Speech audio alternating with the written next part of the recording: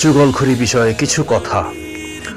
চুগলখড়ি করা তথা মানুষে মানুষে দ্বন্দ্ব লাগানোর জন্য একের কথা অন্যের কাছে লাগানো কবিরা গুনাহ।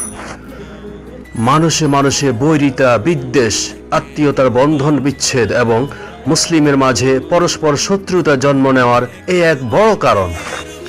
তাই তো আল্লাহ তাআলা এই জাতীয় ব্যক্তির আনুগত্য করতে নিষেধ করেছেন।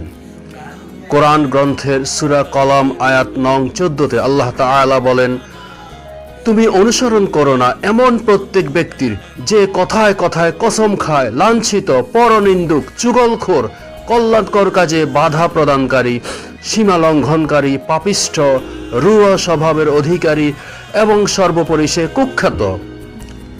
এজন্য অনুসরণ করো না যে সে ব্যক্তি ধন সম্পদ ও সন্তান সন্ততিতে সমৃদ্ধশালী।